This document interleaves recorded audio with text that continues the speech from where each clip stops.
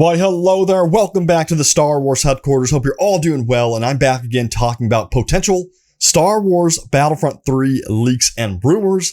We're going to be taking a look at a Reddit thread that was posted by someone by the name of Battlefront Guy 1313. They posted this on Reddit, claiming that they have a bunch of Battlefront 3 leaks for us, including one that says Battlefront 3 may have 22 heroes at launch with 2 hero skins for each. And then they're also claiming that IG-88 will be a playable hero, which would be freaking awesome because, as you know, IG-88 did some amazing moves in The Mandalorian. Now, we're going to jump into this. I'm going to go over each bullet point, so get your popcorn ready, and here we go.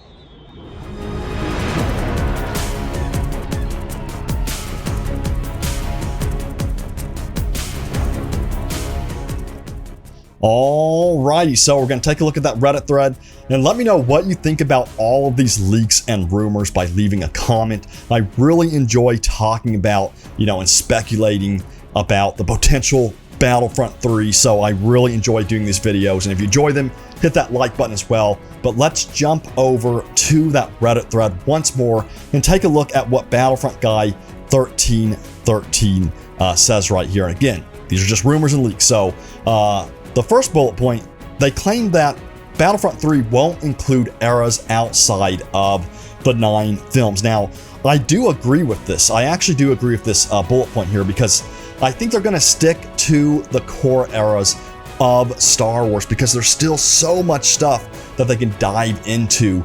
And then if they wanted to dive into the High Republic and even the Old Republic later on, they could do that as DLC and have like an unlimited of supply of DLC from just like the High Republic and Old Republic alone. So I think they're going to really focus heavily on the Mandalorian era after Star Wars Episode 6. I think that's going to be a huge focus if a Battlefront 3 game is indeed in the works. Now, if we take a look at bullet point 2, they claim that Starfighter mode won't really be a thing. It will instead be integrated into the main mode where you will be able to fly in the atmosphere and take down Star Destroyers. Now, would this be freaking awesome? Yes, it would be awesome. So hopefully that's true, of course. I would love to see this. And I don't think Battlefront 3 would include a dedicated Starfighter Assault mode. I just don't think that would happen at this point, because if you look at Starfighter Assault for Battlefront 2, it just didn't really perform that well. I know there's a lot of people, well, there's not, actually, to me, there's really not a lot of people that play Starfighter Assault. It is definitely in the minority, but for those people, I think they should definitely have some type of option to play as a Starfighter Role, and I think it'd be cool if, what is claimed here actually happens, where you get something where you could actually take down Star Destroyers and do stuff like that within the core game mode. So I think Starfighters, they should always be like an option in the game, not something that's like a dedicated mode. Do you agree with this? Let me know. Do you think I'm crazy? Let me know what you think. But I just don't think the developers should really waste their time on something that's just going to die off over time. Because again, Starfighter Assault, it was very difficult sometimes to get into lobbies, and honestly, I hardly played the mode, and most of my community, from what I've seen, they hardly played Starfighter Assault. Now, if we go look at the third bullet point, it says 24 versus 24 mode, as well as a 50 versus 50 mode. And this is interesting because if you have paid attention to what they're saying about Battlefield 6, which of course is being developed by DICE as well, you know that the rumors are saying that Battlefield 6 is going to have like 128 players, right? So this doesn't really line up to what DICE is doing with their other franchise, but it could be very possible that Battlefield 3 will increase the player count only a little bit, and not so much over what we have with Battlefront 2. I think that's very possible because, in my opinion, I'm the type of person who doesn't really care about player count. I think if they did 200 players, honestly, it could end up being a bad experience for some people, because if you have 200 people trying to compete for even the top 10 place, it's going to be very difficult to get to, right?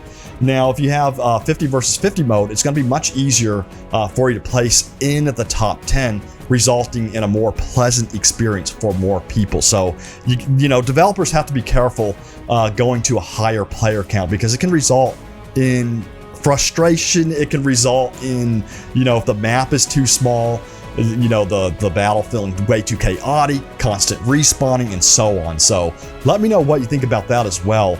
Do you really think that player count is everything? Do you think that like having 1,000 players, you know, on Battlefront is something that is necessary, or are you like me, you care more about the map design being balanced with the player count? I think that's the most important thing when it comes to game development. Now, on to bullet point number 4. So it says, Aegon Kloss, Felicia, and Death Star 2 won't be returning. And then they claim that Eravana, which of course is Han Solo's freighter from Force Awakens, Death Star Original, and Utapau will be making an appearance in the game. So again, you got to take all this with a grain of salt, but seeing Utapau in there would be amazing. I would love to see that map in Star Wars Battlefront 3. Now, they didn't mention Coruscant. I'm hoping that if they were to introduce brand new maps in Battlefront 3, we would get Coruscant, because I think Coruscant is one of those maps that is you know, on the top of many people's lists. Now, if we go on to the next bullet point number 6, it says progression system is closer to Battlefront 2015 than 2017. Not sure what to think about that bullet point, to be honest. Then they say IG-88 will be a playable hero. And then they say Rathtar Hunt will be its own mode. Now, Rathtar Hunt being its own mode, I know that sounds kind of far-fetched, but that's kind of lining up with what they're saying here with Eravana being a possible map, because of course the Rathtars were on Han Solo's you know, freighter ship in episode 7, and a Rathtar Hunt would be pretty interesting, because those Rathtars were pretty scary in episode 7. I cannot imagine going up against them, but will that happen?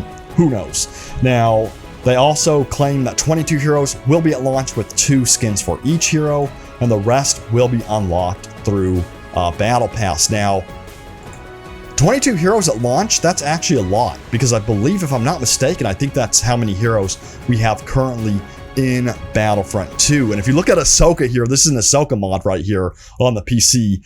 She looks freaking amazing in Battlefront 2. And I really, really hope we get Ahsoka at launch. And I hope we get like Mandalorian and heroes like that. So what heroes would you love to see at launch for a Battlefront 3 game? Now, they said the rest will be unlocked through a Battle Pass type system. I would not be surprised if this is the case at all, because as you know, many games like Call of Duty, Fortnite, and so on, they all use a Battle Pass system. Some of them work better than others, but I do think that Battlefront 3 could learn from the from the Battle Pass systems from other games and improve on those, and to make them work very well in Battlefront 3 for sure. Now, if we look at the next checkpoint, it says vehicles will spawn on the map, which is an interesting thing for them to say there, because as you know, in Battlefront 2, we currently use battle points to unlock vehicles. So they're kind of treated like reinforcements. So vehicles spawning on the map would be similar to what we got with, I believe, the original Battlefront, if I'm not mistaken. So that would be an interesting take on it. Would it be much more difficult to get vehicles if they just spawned right in front of you? Possibly. Would people camp the spawn points for those vehicles?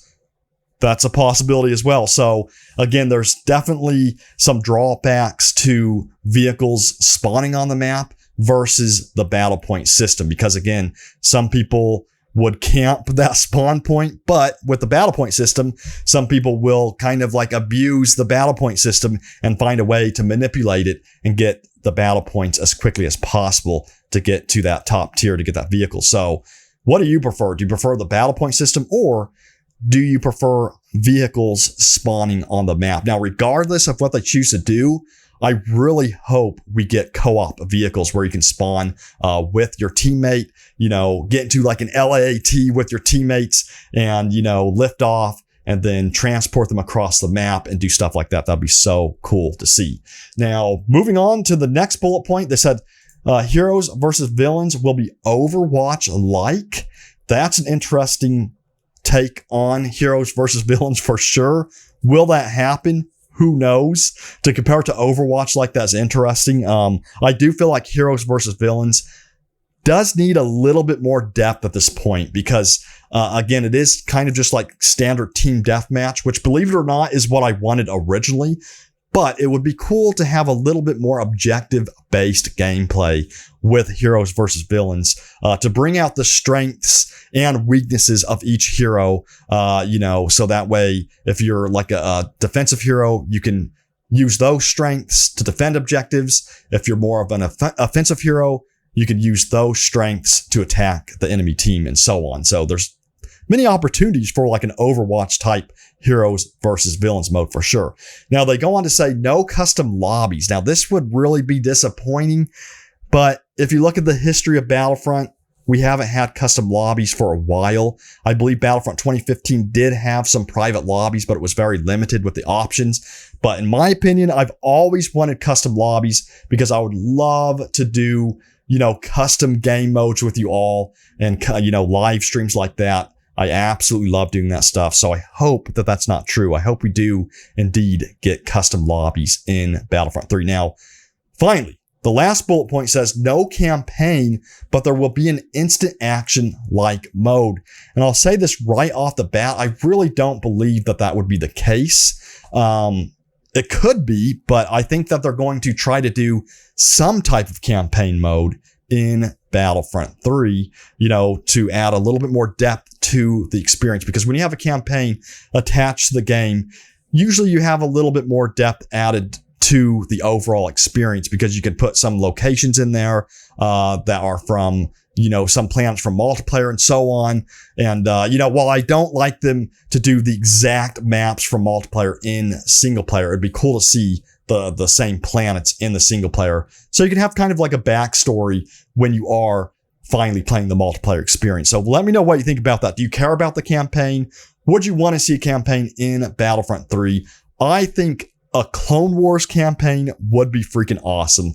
Something like that. Or maybe something surrounding the Mandalorian era would be cool to see as well. So what would you want to see from a Battlefront 3 campaign? There's so much stuff they could do with it. But yeah, again, let me know in the comments what you'd want to see. And I know it was a long video. That's going to do it for the video. We went over quite a few bullet points from Battlefront Guy 1313. Again, these are just leaks and rumors right now. I'm hoping that EA and DICE reveal something in the near future. We'll have to see if it happens. But if you enjoyed this video, hit that like button. I will see you all next time. And may the Force be with you always.